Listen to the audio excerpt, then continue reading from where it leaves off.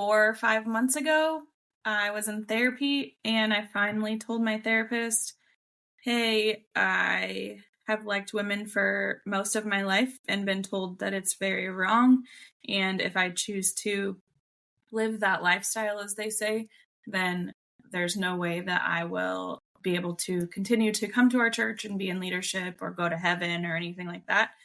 And so I just told her that. And in the past, if I had ever said anything like that to a therapist, they were Christian therapists, so they would agree with me. Well, this therapist was not. And she looked at me and said, you do know that, like there's nothing wrong with you. What if it didn't have to be this hard and that you don't have to be so small anymore and you deserve to be loved and love who and by whom you want? And that blew my small little mind. From day one, we are told who we should be, how to live, and what's acceptable. Before we even have a chance to discover ourselves, our society has already drawn those lines for us. But what happens when those lines are keeping us from knowing and embracing who we truly are? Welcome to Unbox Yourself with Samantha Fox, a podcast about unpacking and unlearning everything that's kept you from living as your true self. Through honest conversations about your internal emotional landscape, sexuality, coming out later in life, relationships, and the journey to self-acceptance, we break free from the boxes we never chose. On today's episode of Unbox Yourself with Samantha Fox, I'm joined by a young woman named Katy. And what was really interesting about Katy's story was that the church came into her life in a way in her early adolescence that kind of saved her, supported her at a time that she needed some protection, she needed some being taken care of, and she was unable to get those needs met in her family of origin. The church stepped into her life and offered her a safe home and a place to live with her pastor, who became her family. She was given consistency and stability, which was important. At the same time, she learned that there's a very particular way to live, and you have to live inside this very small box.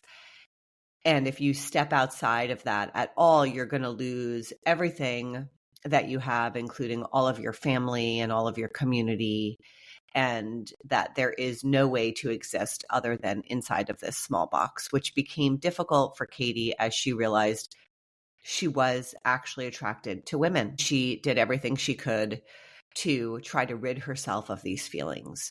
In this episode, I want to point out the need to hold two things at once, which is that the church did something beautiful for this young woman by helping her at a time where there was a lot of trauma going on in her home life, and they gave her stability. At the same time, they taught her things that took her away from her true, authentic self. She ended up with some physical and mental health conditions because of trying so hard to stay away from her authentic self. So holding those two things at the same time as you listen to this episode about Katy trying to understand how she can become a curious human after learning that curiosity was a negative thing and not allowed and really going to get her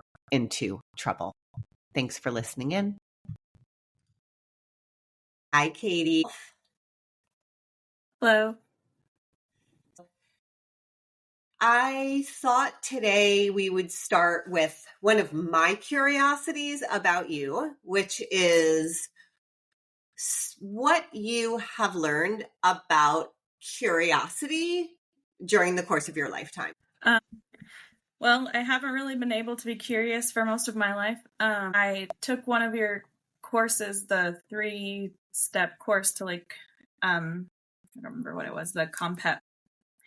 And one of the things was about curiosity, and I thought about it because you had said ask like about your childhood and being curious. And I remember looking back and being like, I wasn't allowed to be curious. Like if my mom was leaving to go somewhere and I would ask her like, hey, where are you going to go? Or when are you going to be home? You know, I was like second grade. I wanted to know when she was going to be home. And she'd be like, what are you doing? Writing a book? And so I just remember anytime I would ask any sort of question, it was met with something like that. And then I joined the church in middle school. And when you are in the church, you are not really told to be curious about things. You're told, here's a list of things to believe. And that's what you believe. And you should never question those things. So I'm 36 and I don't really know how to be curious about things. So it sounds like from a really early age, you were curious, right? Asking your mom, where are you going? What are you doing? It's really valid as a little person to be curious, right? We come into the world, we don't know anything, and we take in our environment, and that's how we learn. We learn by wondering about things. The way that your mom answered that question for you seems like it really shut down. It's, it's a dead end, essentially. Being curious is a dead end in my home. And then it sounds like you had this opportunity in middle school to get out of your home and be around other kids and maybe do some fun activities. And it sounds like in this space that you were in that they sort of, I guess what I'm hearing you say is like they taught you how things are. Yeah. And that you couldn't ask questions and be curious, like why or how do we know that that's the way things are? Then what was the message after that? If you follow these things that we're teaching you, then you're looked at as a good Christian and you'll go to heaven. Okay. So that's what you learned middle school, 12, 13, 14. Yeah. Prior to going to this youth group and to joining the church for that, had you already been exposed to the things that you should do to be a good Christian and go to heaven? Or was that something that was presented to you in this youth group? No, I mean, we heard about it at growing up and going to Catholic school or church. We talked about that too. And just like, there's a list of things that you should and shouldn't be doing. And yeah, so yeah. So I don't know. I just have never, I think just hearing my mom, she just kind of shut it down right then. And so I just never asked questions after that to anybody. Okay.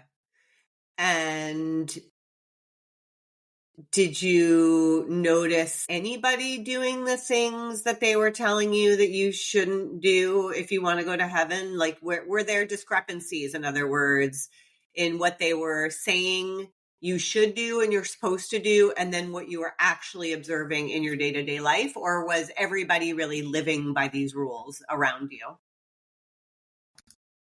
Everybody was pretty much living by those rules around me.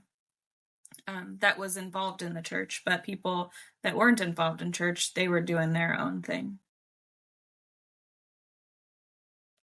Okay. So tell me then, when your curiosity actually started to break through this learning. So don't be curious, don't ask questions, but then clearly, I mean, you're here with me now. So clearly there was a point at which something started to kind of shake. Tell me a little bit about how that happened. Well, it was about maybe 4 or 5 months ago. I was in therapy and I finally told my therapist, hey, I have liked women for most of my life and been told that it's very wrong. And if I choose to live that lifestyle, as they say, then there's no way that I will be able to continue to come to our church and be in leadership or go to heaven or anything like that. And so I just told her that. And in the past, if I had ever said anything like that to a therapist, they were Christian therapists, so they would agree with me. Well, this therapist was not. And she looked at me and said, "You do know that, like there's nothing wrong with you. What if it didn't have to be this hard and that you don't have to be so small anymore? And you deserve to be loved and love who and by whom you want." And that blew my small little mind. And so that kind of just piqued my curiosity. And so now I've been like kind of in this journey the last few months trying to figure all of this stuff out. And yeah. Okay. Sounds like a great therapist. Yes. She's fantastic. So, yeah. Yeah, it sounds like it. So what I'm hearing is you lived most of your life having this awareness that you did like girls. That was just the piece that I hated the most about myself, and the piece that I tried like praying it away and going to conversion therapy and other therapies and reading books and all of the things, and none of it was working. What you learned was that if you gave in to these feelings you were having of attraction to girls, that you would then be sinning and you would go to hell. Is that right? Yes. Okay. So I know you mentioned that you did the 3 steps to break free from compulsory heterosexuality. Was that after your therapist said this to you? Yes. Tell me what came up when you heard the video and then saw the questions about leaning into curiosity. Just, I think, just my mind being blown as to like what I have, allowed like everything around me to teach me how to live in this small little box, and not like there's just been no room for that curiosity anywhere that I've looked.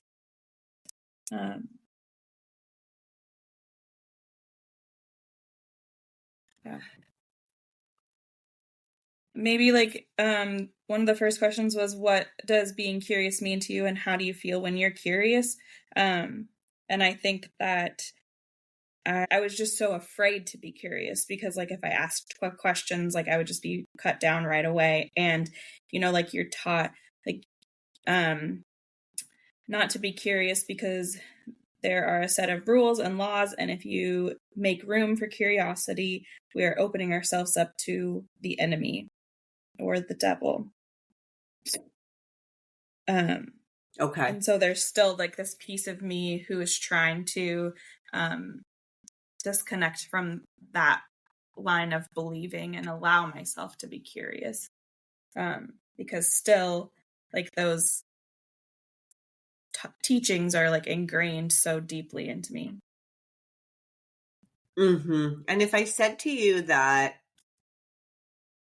by nature you are a curious human, and that the conditioning that you were soaking in from the moment you were born taught you otherwise, what if I told you that you were born into the world as a curious person?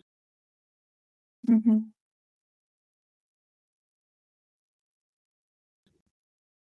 Does that feel far-fetched, or does that feel like, oh, I'm not so sure?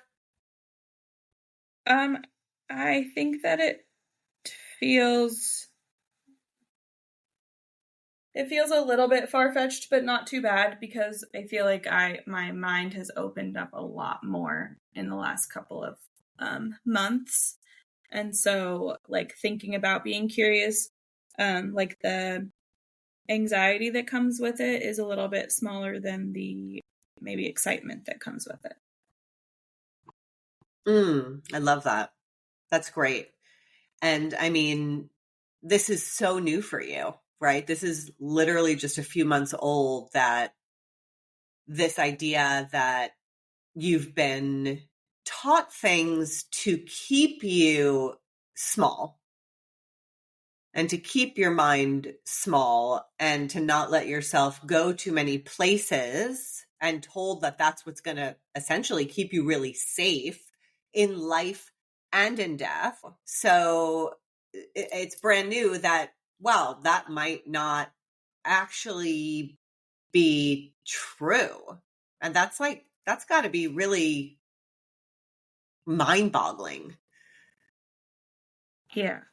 I feel like my brain is like just like the mind blown emoji all the time right now. I totally get that. So I'm curious, I guess if you were to say, like, how much of you, percentage wise, is still living in, there are these sets of beliefs that I believe in and I need to follow and live my life by, versus there is an entire wide world out there happening that I have not yet explored and I'm super curious about. How would you divide those two percentages? Like, are you 50-50? Well, I think it depends on the time or the day. Probably 60-40, maybe 60% like wanting to be curious and explore and excited, and 40% petrified. Okay. So tell me a little bit about the petrified feeling. Tell me the things that you're afraid of if you do start to go 65% or 70% or 75% into the curious realm. What are the things that are sort of like lurking there in the dark that you are concerned about? Yeah. I think because I've been in the church for so long, like that's literally where almost, like 99% of my community is, that they've become my family. So that part, like losing them, is really hard for me to think about. And knowing that that will happen if I do become more curious and start living this life. And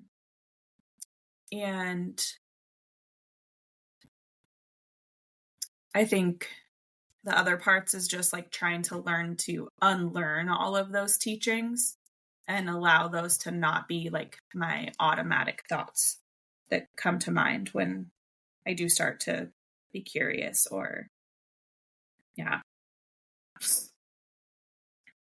Yeah, that makes a lot of sense. The piece about community is so valid.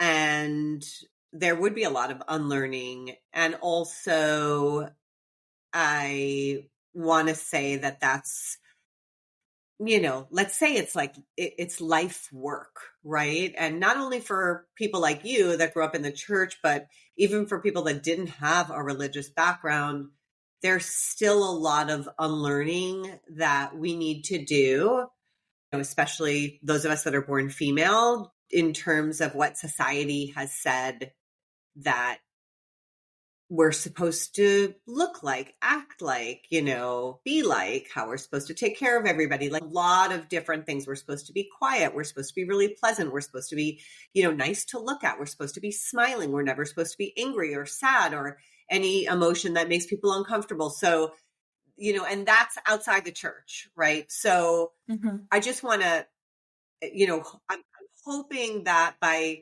sharing that with you, you can see that, you're not alone in that unlearning. If you were to lean more into curiosity, that as female born people in the world, this is just what we also learn just through our society. And so, at least for the piece of the unlearning and how daunting that must feel for you, I want to offer it as really a lifelong unlearning, instead of feeling like, okay, I'm 36. in the next 2 years, I have to unlearn everything I've ever learned. Yeah. And instead, this idea that, no, this is something you could really be working on for the remainder of time. And that's also okay. Okay. I appreciate that. I need to hear that because I feel like I need to hurry up and get it all done right now.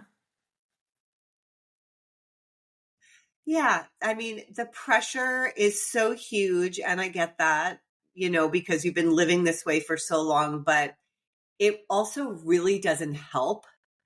And what it does is it creates, I would say, more conflict and congestion in your internal system.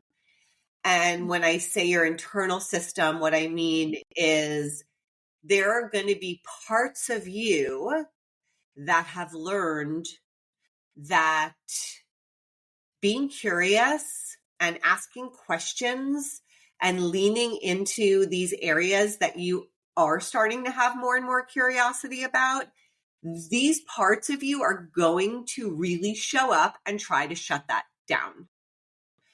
And the more pressure you feel, the more active these parts of you are going to become. So the internal distress with the pressure that you're talking about, like, oh my God, I've been living for 36 years this way. And now I really have got to undo this and unlearn this and unpack this. And I've got to start, living this other life, is going to make parts of you really reactive and try to stop that. Okay. I have more to say about that, and I have a little bit of help in terms of how this process can look for you, but I'm just curious, how does that sound hearing? It makes a lot of sense because in my therapy, she does a lot of the internal family systems. And so it's all about the parts of you. Mm-hmm. And so we do talk a lot about our parts reacting. So to hear that, Mm-hmm. And there's different things that will make those parts react more. So it makes 1,000,000,000% sense what you're saying. And I want to hear more. Good. Yeah. As I'm thinking about it, I'm also thinking about this pressure. Oh my God, I have to do, how much time have I wasted? And how much time is it going to take me? And I need to get this done. And that sounds to me like another part, a different part. It's not the same as the parts that are like, absolutely not. You can't do that.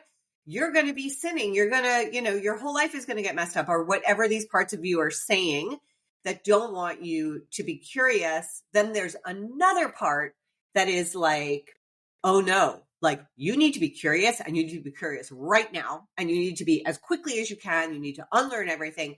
That also, to me, has the energy of another part. Yes. And the way I feel that is that it sounds reactive, right? It is reacting to these other parts of you. So it feels like they're in a little bit of a, like an inner conflict between your parts.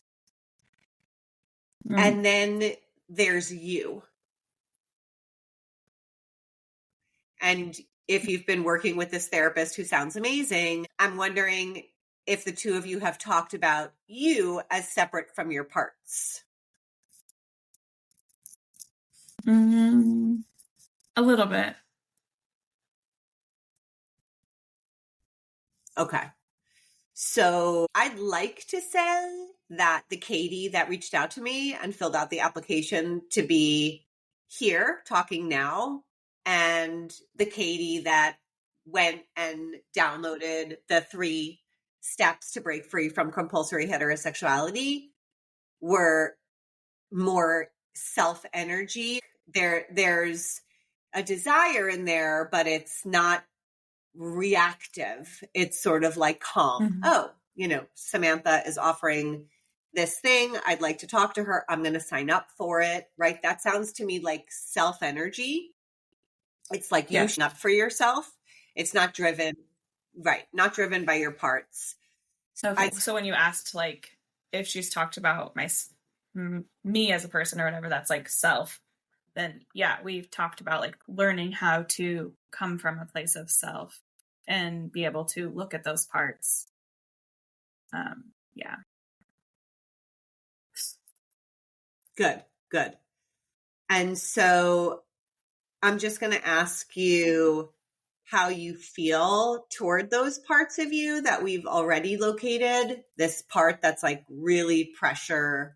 The pressure is on, the time is going by, and you must unlearn as quickly as possible. And then the other part that is really like, if you step out into this curiosity, your whole life is going to go sideways, and you're going to be in a danger zone, and you're going to be, essentially like bad. If being a good Christian means you're not doing that, then stepping into this curiosity means you're being bad.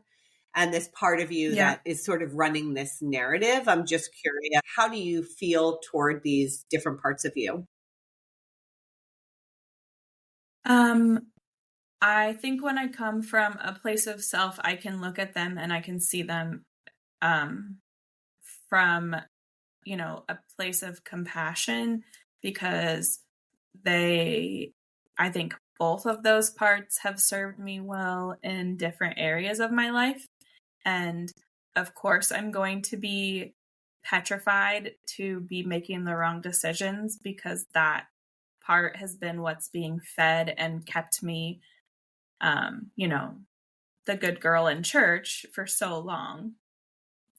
So yeah, I think when I look at it from a place of self, I can be compassionate towards them and be like, yep, you guys did what you need to do, but I got it from here.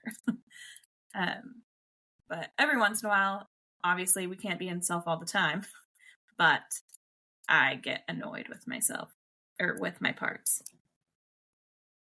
But yes. And so what I would say to that is that you have another part of you that gets annoyed with those parts, at least with those parts, if not other parts too, which is valid, right? Because it sounds like there's a lot of internal conflict happening here, right? So I'm sure that for another part, that feels really annoying. Yeah. Yeah. So the other piece that I wanted to go back to was this feeling around community, and that, being in self energy and leaning out of what you've learned feels dangerous and really scary, even terrifying, because you've built a lot of community. It sounds like a lot of support and what feels like family. And you were saying that if you lean out of the church, that you feel like you would have no support from anyone. Is that right? Correct. Okay. So that makes sense. That feels really scary, because we are, as humans, we're meant to be connected to other people. Ideally, we're connected to other people and we're fully able to be who we are. And we have people that love us because we're really complex and unique, not because we're exactly like they are and we exactly fit all the beliefs that they believe, right? So, but regardless, we are meant to be connected to people. It's how we survive. If we were born in a world where we had nobody to connect to and take care of us, we would not actually be able to survive. So as humans, we're meant to be connected to others. And this is your community. I'm wondering if there are ways for you to slowly start to step out of your community and start making some connections in the queer community. And it could be people Mhm. coming out later. I'm just curious if you've done any searching around for anything like that near you. Yeah, I have done some searching around here. And then I can't find something and I get overwhelmed and I stop. Um, but yeah, I'm all about like finding mentors and stuff. And I'm like, hey, is there any like later in life mentors around me that want to be my lesbian mentor or something? Because I need to know all the things. Because I know nothing about any of this world. Are you thinking, maybe I should contact Samantha so I can come on the podcast and have a conversation with her about what is going on with me? If so, go to unboxyoursexuality.com and fill out the form so that you can apply to be a guest on this podcast, and we can talk about whatever it is that is keeping you stuck in the box and unable to live your authenticity. Join me. Okay. Have you tried any of the online, like Facebook, you know, uh, coming out later kind of groups, anything like that, where they're just filled with people who have come out later and everybody's writing in about their experience and asking questions? Um, I haven't done a lot. No, I don't have Facebook, but maybe I should get Facebook just for that specific purpose. Um, I got TikTok and that's how I found you. So, yeah, I have found a lot of different like TikToks and Instagram people to follow, but I haven't necessarily found like a group to be a part of. I think for this particular purpose, if you don't have a local LGBTQ center, or if you looked online and you can't find anything that's relatively local, I think that joining Facebook just for the late in life lesbian groups could be really Mhm. worthwhile for you, because um, you know, you can write as much as you want, but you also get to read a lot of other people's experiences. And I think that that's really helpful, just to see Mhm. that you are, I'm sure you know this, but you're so not alone. And there are Yeah. so many people in your position and in your situation.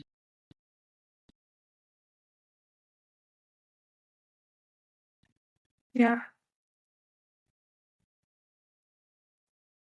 Yeah, I think that that would be really helpful for you, and also could be something that you do from your self energy, right? It's in a way, it's like you've got this community, but they're really not aligned with who you are in your self energy. Um, Yes. they are very aligned with parts of you, and they fit really well with the parts of you that are telling you you need to stay in these boxes, but they're not really aligned with your self energy. And why I think this is important for you to, whether it's in person or online, not just take in TikToks or Instagrams, not just take in the content, but to actually be part of a group, is just because you will start to make other connections with other people, which I think is only going to bolster your self energy and help you see that the way you were raised was, like your therapist said, small, and that you have a choice essentially. You can live that way if that is what you choose, but you don't have to live that way, and that there is actually an entire world out there, and you can pick and choose the things that you want to do and be a part of, and that there is no right and wrong. There's only you and your choices as the adult that you are. And if Mm. you make, I think you said something about making mistakes, or, not really knowing, and, you might make mistakes and whatnot. I mean, that's how you're going to learn, and that's okay. That mistakes are actually really, really useful information for your learning.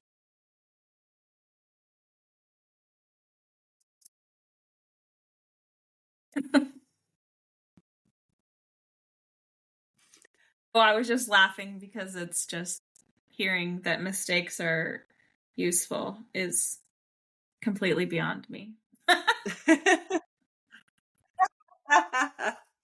Yes. Yes. I can tell you, I have made many, many mistakes in my life. And I also have some regrets. People want to live a life where they don't make any mistakes and they need to do everything perfectly and they don't have any regrets. And that is not a life fully lived. Say that. Yeah. It is hard to know what is right for you without trying things, and some things won't work and some things will feel really right. But because you've had this external force telling you from day one what was right, it's really foreign, this idea that you could test things out for yourself and then see how they land with your emotional system. Does that feel good? Does that feel bad? Does that feel disgusting? Whatever it is, but you actually could check in with yourself and you could determine what is good for you and what is not good for you. So I'm curious how that feels to hear me say. It feels exciting to be able to Yeah. picture myself being able to live like that. Yeah. And I think that it feels possible now. Like a few months ago, if you were to tell me that, I would be like, Samantha, you're crazy. That's not even possible. But yeah, like hearing you and working with my therapist and stuff, it definitely does feel possible, which is another thing that blows my mind. Yeah. And I know you just started working with this therapist who's not part of the church just so recently, but I mean, if in just a few months you're already at a place where this feels possible, I have really high hopes for you. I mean, that's just really exciting because Yeah. you've had so many years of just being told how it is and how you have to live. And for you, in just a matter of months, to really feel like this is possible is so exciting. Yeah, it does. Yeah, I was telling her the other day, I don't know if it doesn't really have a whole lot to do with this right now, but just like I was at the grocery store and I had to get myself some creamer and it's just for me, but I was like, I don't know what flavor to get because they didn't have the kind that I was going in for. And like then I was just kept going back and forth, back and forth. I don't know which one to get. And I was like, it took so long for me to make this one decision. And I was telling her, like, that's ridiculous. It's just creamer. It's $4. If I don't like it, I'll throw it away. And she's like, of course that happened to you because you haven't been able to make choices your whole life. There's been a right or wrong choice forever. And now you're like, oh my gosh, I don't even know what kind of coffee creamer to buy.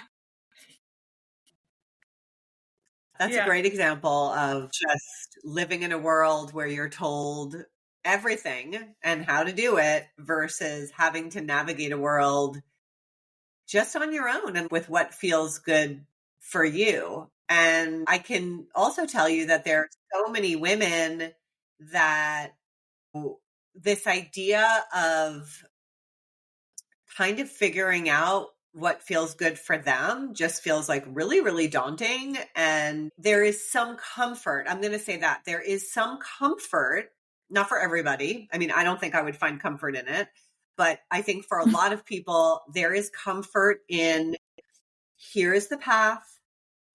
Here's what you're going to do. This is exactly how your life is going to go from the moment you're born till the moment you die. You know exactly what you need to do. You have this tiny bit of space to move around in, And as long as you just stay in this little space and do these things that we're telling you, you're going to have lived a good life. And that for some people, understandably, as we're humans, that feels really safe. The world is a big place. And just like you found as you were at the grocery store with the creamer, there are tons of decision points every minute of your life. What am I going to do with my day? What am I going to wear today? Who do I want to talk to today? There are decisions at every point. And so this small, stay inside the box way of living is like kind of like, I don't know, it's just like very safe. It's like, I don't have to ever worry about anything. And I think as humans, we are very susceptible to that, to that safety. Whereas let's just look at wild animals for a second. They are not exposed to any of this stuff that we're exposed to, right? So they're wild. They're out in the wild.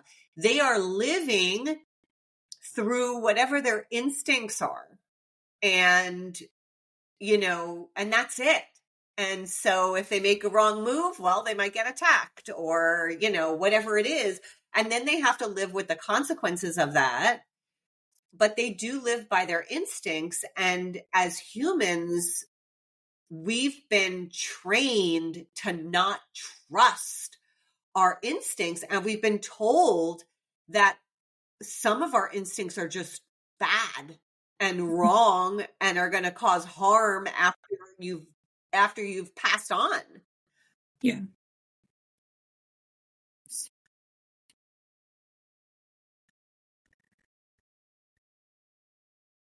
So it's kind of a really interesting thing to think about, how as humans, we do come with an emotional system intact.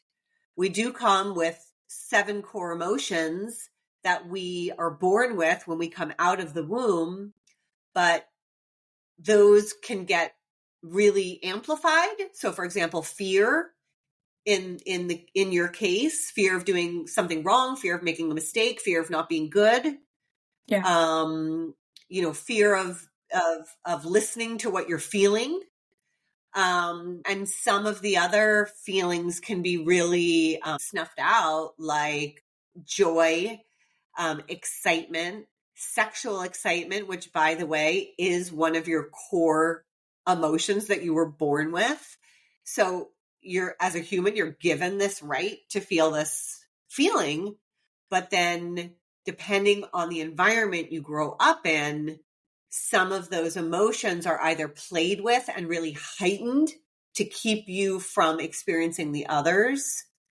And this is how, as humans, we kind of fall into this thing that wild animals don't fall into, right? They don't do this to one another. They just get to live out what their instincts are. We don't really get to live out what our instincts are. From the moment we're born, we're conditioned. We have to live within certain boxes. This is how you can live in society. It's like, it's at every level, right? That we are conditioned. But the conditioning that I'm talking about specifically with your situation is really like emotional conditioning and sort of saying to you, don't pay attention to certain feelings that you have. Right. I haven't paid attention to most of my feelings that I have for a very long time. Yes. And I mean, honestly, because we are born with these feelings, I think when we spend our life trying to disconnect from what we feel, we can end up with health problems, whether it's mental health problems or actual health problems, because we're born with this, but then we're doing everything we can to suppress it and shut it down. It can actually affect our health. Oh, yeah. I struggle a lot with like anxiety and depression and like just chronic pain and like sleep problems and all kinds of issues. Okay. Well, I'm going to say to you, Katy, that those are very linked to not allowing your emotional system to inform you of your truth, not the truth, but your truth, because there is no the truth for everyone. There just isn't.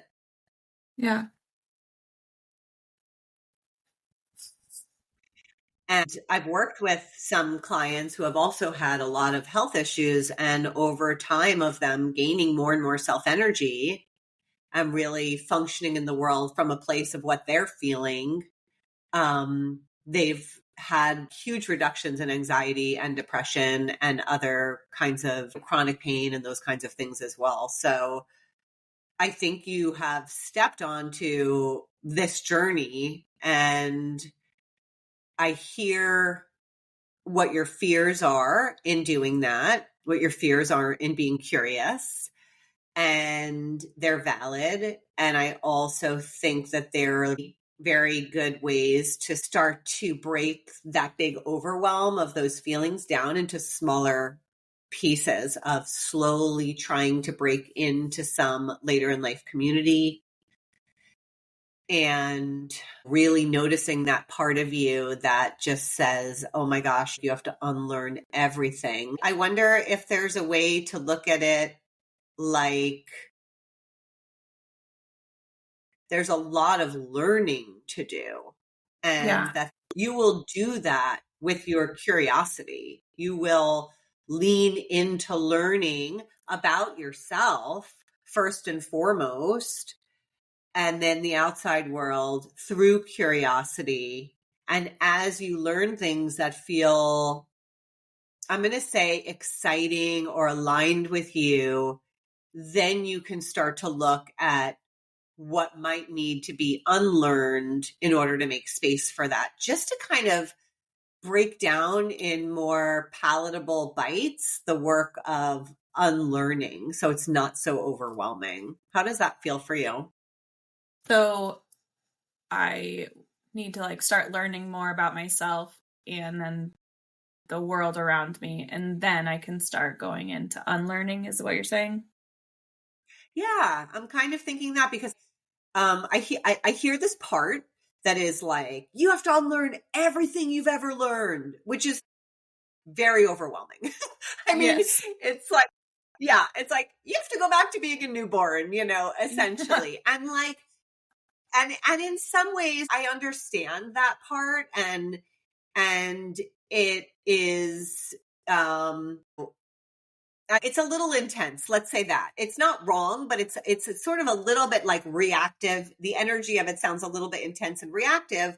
And I think that there's another way that you might be able to, and probably you're going to have to work with this part of you and really be able to have some conversations about doing it at your pace, which I think has to do more with you not trying to unlearn first, but actually stepping into learning.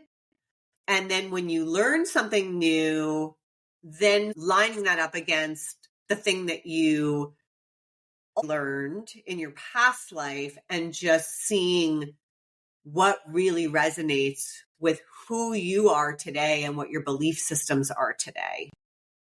Okay. I like that a lot. I think that makes it feel a little bit more, like you said, palatable. Yeah. And also maybe a little bit more positive, because I feel like all of the things that I need to unlearn are very negative. And so then that's where my head is like thinking about all of these negative things. But if I get to go learn new things, then they're possibly going to be more positive. Yes. And I think you'll know that by what you feel. And so I really think a big part of your current journey is learning how to open up more to what you're feeling. Mm. So that might be like when you said, oh, well, that sounds kind of exciting. Like this idea is, this is a lot more exciting than the way I was thinking about it. So I'm going to say to you, how do you know that you feel excited? There's a little, like a lack of anxiety and shame, and a little bit of like giddiness, maybe.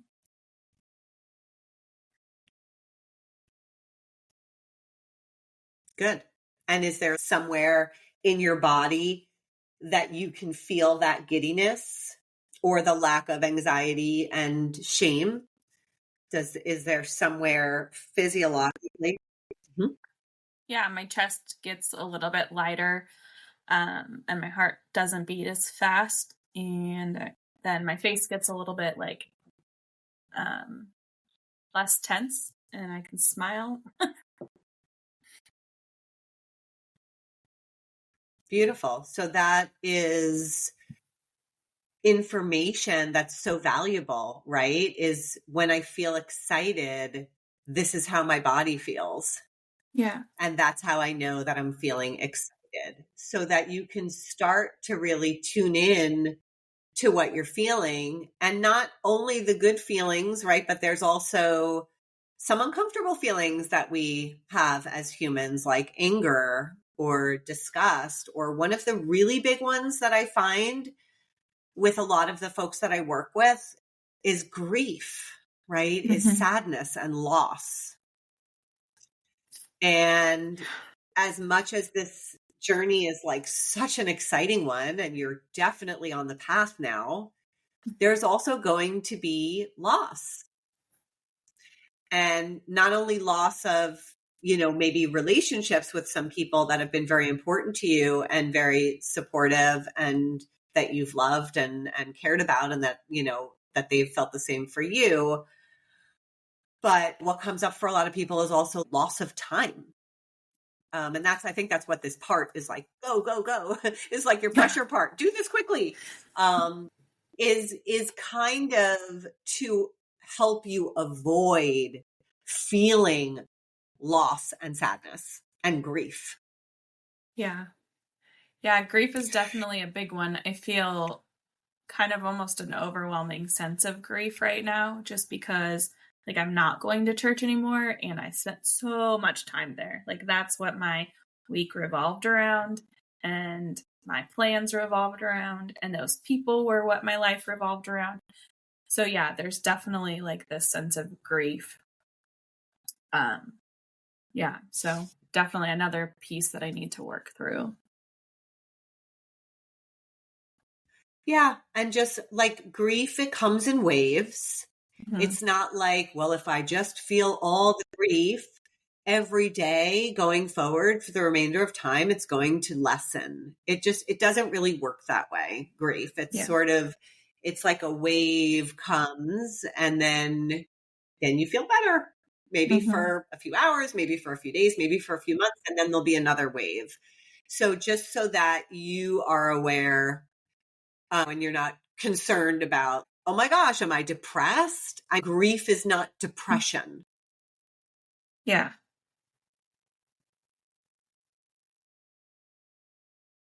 And there is a lot of valid grieving for you to do and to allow, as long as that takes. And if I'm going to say, if over the next 20 years, you get hit with waves of grief every now and again, so be it. That is your journey of allowing that emotion to pass through you. Because as I said, some of our core emotions are really positive, Mm-hmm. and other ones are really difficult and also not as well accepted in general society, right? People are like, well, I don't want to go around telling everybody about how sad I am. Who wants to hear about that? I'm going to be such a downer. So, Yeah. right. So this is sort of, or I don't want to go around telling everybody how angry I am, because people are going to just think, oh, I'm such an angry person and I don't want to be thought of that way. Right. But anger is also a core emotion. So I'm kind of inviting you to open up to this beautiful emotional system that you were born with, and to allow yourself to be curious about different emotions when you have them, and so curious that you're like, where am I feeling this in my body? How am I feeling about feeling this feeling? What happens after I feel the feeling? So it's really going on an expedition with yourself around what is happening emotionally and making more space outside of the box for you to experience the full realm of your human emotional system. Yeah. Ah, that sounds like a ride. What does that bring up for you? Well, a little bit of uncomfortable feelings because, like you said, I haven't really allowed myself to feel the feelings and I haven't been curious about them. So yeah, it feels a little bit overwhelming, but I think I can do it. And I think I liked how you asked like where in my body I was feeling it. And then next time like those sensations in my body come up, like I can be like, oh, okay, that's excitement, or oh, that's anger, or something like that. Because sometimes I think I kind of freeze when I'm feeling certain feelings and I'm like, I don't know what this feeling is. I don't know what to do with it. So I'm just going to go numb out. So yeah, like Yes. Yeah. attaching them to like what my body is feeling as well is helpful. Yeah. And that is the curiosity work, right? So we kind of started at the beginning, and, you know, when you wrote in, you said, I never learned to be curious. It's something I was discouraged from being, and I'm not sure how to be curious. Yeah. And what you're describing here is actually you being curious. Okay.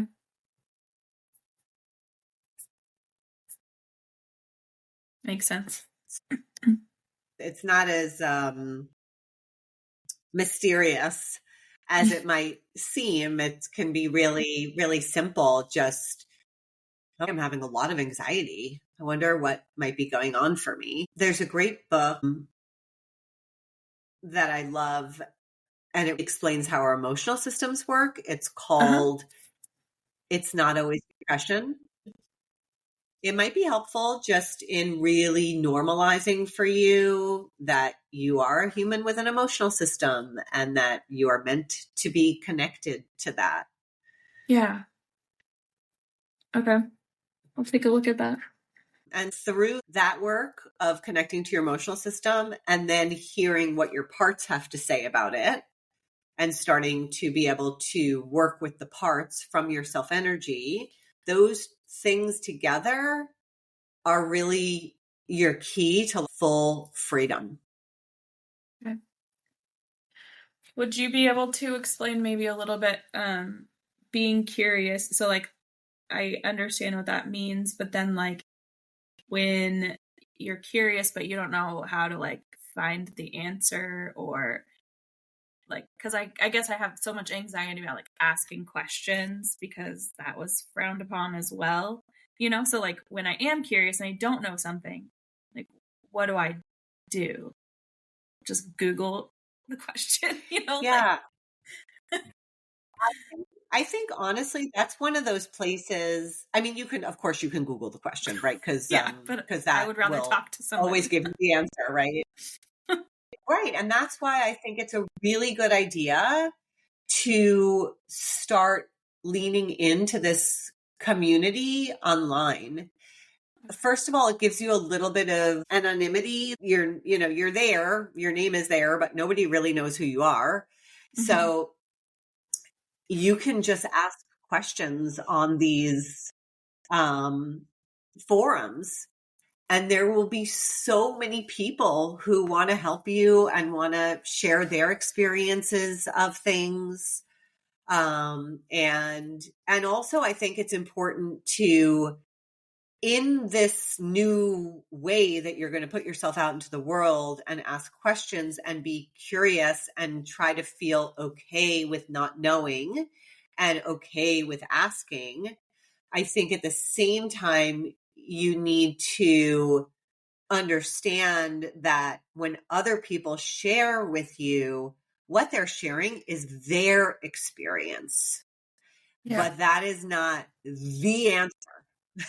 That is, so we don't want to trade out what you've already learned, which was, this is the way for somebody else or a group of somebody else's to say, this is the way, right? Yeah. There is only your way. There is what feels right for you. There isn't one general answer, though it's nice to hear other people's experiences. So I think that's why I suggested the community piece is you want to be in a space where you can ask questions about things that you don't know and start to get more comfortable with being curious, because honestly, I mean, there's just no other way to really learn. When you've learned that being curious is not okay, and so your curiosity gets shut down, you kind of stop learning in like a bigger way. And what we're doing is opening the door to your learning in a bigger way by being able to go out into the world and ask questions. And nobody is going to be like, oh my God, you don't know that? How can you not know that? Anything goes and everything goes. And yeah, I mean, that I think is really important for you. Yeah. So you're telling me in the real world, people actually want you to ask questions and they want to answer the questions. I know. How wild, right? Right. Yeah, I've said this a lot, but I really believe that curiosity is like the key to actual connection. So, if I were to go out with a new friend for dinner and this person was not curious about me and didn't ask me any questions about anything, like just wasn't curious, I would have a really hard time connecting to them. Yeah, that's true. I think one of the things that you've explained with this new therapist that you're working with is like, she certainly sounds curious about you, and you sound quite connected to her. Yes. So if you just think about curiosity as a way to connect to other people and bring you closer, then, there is no danger in curiosity. Now, you might come upon people who don't feel that comfortable with themselves. And so when you ask them a question, and this would not be in any of the forums that I shared that I thought you should take a look at, but when you ask them a question, they kind of shut down like your mom did, or they have some kind of a snide reaction remark to try to shut you down. Yeah. So should you in your journey come across any of these people, that has nothing to do with you. That is your clue that this person has not learned how to be curious and has not done their work to look at themselves. And you might have asked them a question that makes them uncomfortable because they haven't done the work of curiosity. They're also living in the small box. Gotcha. Okay. Makes sense. I think that helps me too. When some people, like if they ask me questions, sometimes like I automatically kind of shut down, but I think that will help me give myself a little bit of grace as well, because like I haven't been allowed to be curious. So instead of shutting down, I can realize, okay, that's the part of me that wasn't allowed to be curious. Like maybe this is an opportunity that I can be curious and look at this question as well. Yes. Yeah. There is no harm in being curious, even though that's not what you learned. But today, if you were curious with somebody and they didn't want to answer your question, I would say it's like it's a disconnect. It's like, hey, I want to know more about you, XYZ. And they're like, why are you barking up my tree? Like, they're basically saying, I'm not up for connection. Mm-hmm. Yeah. Makes sense. Yeah.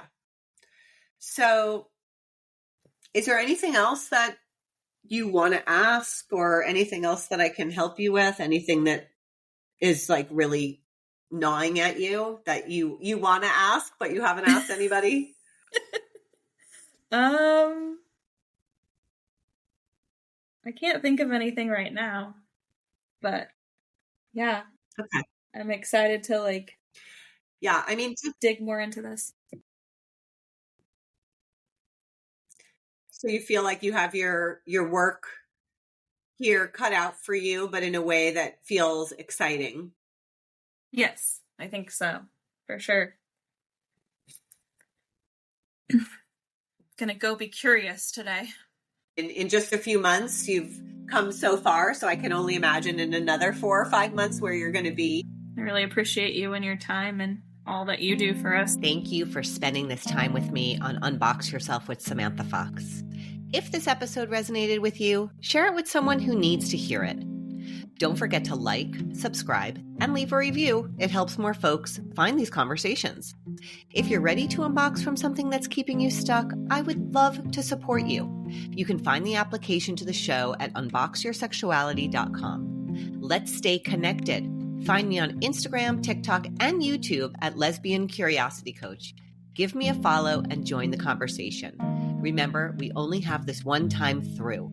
Why not unbox yourself and let your true self shine in all its beautiful glory?